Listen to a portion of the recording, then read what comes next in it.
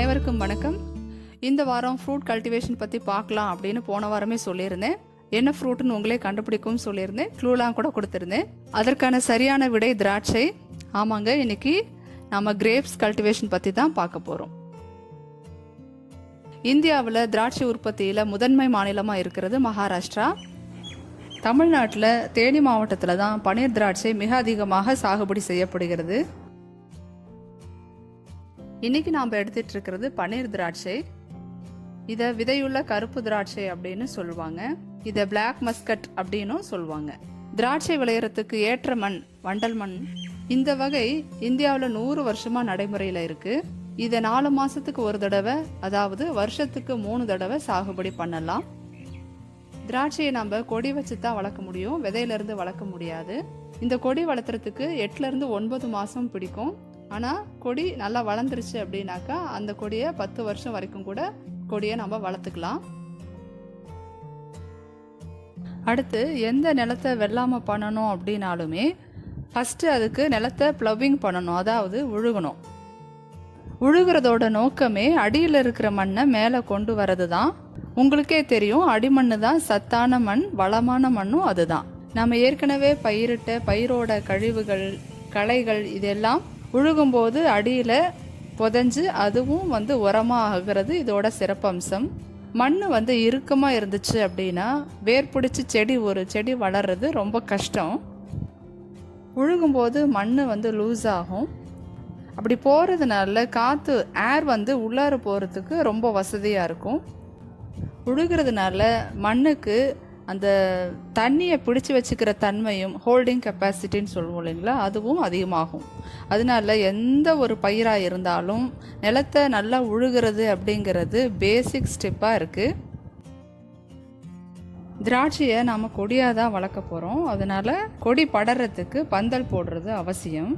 பழம் நல்லா காய்ச்சி வரும்போது அந்த பழத்தோட வெயிட்டை தாங்குற அளவுக்கு இந்த பந்தல் ஸ்ட்ராங்காக இருக்கணும். இப்போது நிலத்தை உழுதாச்சு, பந்தல் போட்டாச்சு. இப்போது திராட்சை சாகுபடிக்கு இந்த நிலம் ரெடியாக இருக்குது. நான் ஏற்கனவே சொல்லியிருக்கேன், திராட்சையை விதை போட்டு வளர்க்க முடியாது, இதை பதியம் போட்டு தான் வளர்க்கணும் அப்படின்னு. இதில் பதியம் போடுறதுல 2 முறை இருக்குது. ஃபஸ்ட்டு முறை ஏற்கனவே இருக்கிற அந்த கொடியிலேருந்து ஒரு இளங்குச்சியாக, பசுமையாக இருக்கிற இளங்குச்சியாக எடுத்து அதை பதியம் போட்டு வைக்கணும். இது நிழலில் இந்த 3 மாதமும் வச்சுருக்கணும். அது இலை துளிர்க்கிற வரைக்கும் வச்சுருக்கணும். அங்கே எப்படி பதியம் போடுறாங்க அப்படிங்கிறத இப்போ நான் உங்களுக்கு காமிக்கிறேன்.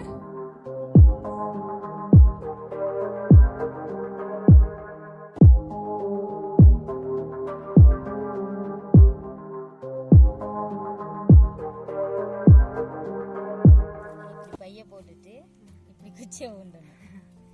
இது ஒரு ரகம். இது எத்தனை மாசம் கழிச்சு நம்ம நிலத்துல வைக்கணும்? இது 3 மாசம் ஆகுது. 3 மாசம் ஆயிடுச்சுன்னா நல்லா தலைப்படுத்தி வேர் நிறையா போட்டு அப்படியே எடுத்துக்கிறோம். அடுத்ததா தாய்க்கொடியிலிருந்து திராட்சை கொடி வளர்க்குற மெத்தட். இப்போ நீங்கள் பார்த்துட்டு இருக்கிறது இதுதான் தாய்க்கொடி. இந்த தாய்க்கொடியில் நல்லா விளைஞ்ச கொடியை எடுத்து நம்ம லேண்டில், எந்த லேண்டில் நாம் திராட்சை சாகுபடி பண்ணுறோமோ அந்த இடத்துல இதை தனியாக வச்சு வளர்க்கணும். இதுக்கு 5லேருந்து 6 மாதம் ஆகும். ஆனால் இந்த தாய்க்கொடியிலேருந்து திராட்சை பழம் எதுவும் வராது. ஒரு 6 மாதம் வச்சுருந்ததுக்கு அப்புறம் நமக்கு என்ன ரகம் வேணுமோ, சீட்லெஸ்ஸாக இருக்கலாம், இல்லை பன்னீர் திராட்சையாக இருக்கலாம், அந்த கொடியை கட் பண்ணி இந்த தாய்க்கொடியோட ஒன்றா கட்டணும். இதை ஒட்டு கட்டுறது அப்படின்னு சொல்லுவாங்க. இப்போ ரோஸ் செடியெலாம் நம்ம ஒட்டு கட்டி வளர்க்குறோம் இல்லைங்களா, அந்த மாதிரி.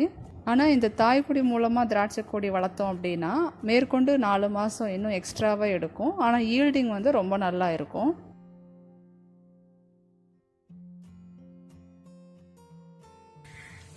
இது தாய்க்கொடி. 6 மாதம் ஆச்சு. ஓட்டு கட்டட்டுமா?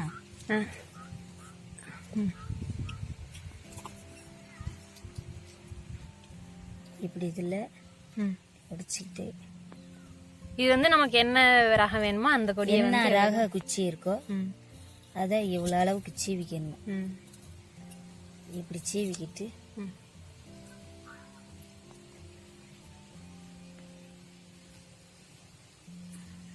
இப்படி வச்சு ஒட்டு கட்டிடணும்.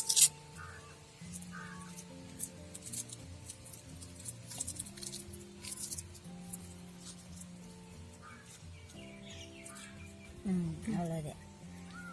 அதை மண்ணுக்குள்ள இதெல்லாம் வைக்க வேண்டாம், இது அப்படியே விட்டுறணும். இது அப்படியே விட்டுறணும். அது கொஞ்ச நாள் கழிச்சு அது உயிர் பிடிச்சி இதுல சிம்பு அடிச்சு வர்றப்ப அப்புறம் மண்ணை இப்படி குமிக்கணும். இப்படி குமிச்சு ஒட்டு கட்டிக்கிடுவோம். இது வரைக்கும் இப்படி மூடி வந்துருச்சு. இப்ப இதுல இருந்து வரும் தளைஞ்சு அப்படியே வரும். இது வேறு பிடிக்கணும். இது வேறு பிடிக்க அதே மாதிரி 3 மாசம் ஆகும். 3 மாசம். அடுத்த வீடியோவில் பதியத்தை நிலத்துல வச்சு என்னென்ன ப்ராசஸ் பண்ணணும் அப்படிங்கிறத நம்ம பார்க்கலாம். அதுவரை நன்றியும் வணக்கமும்.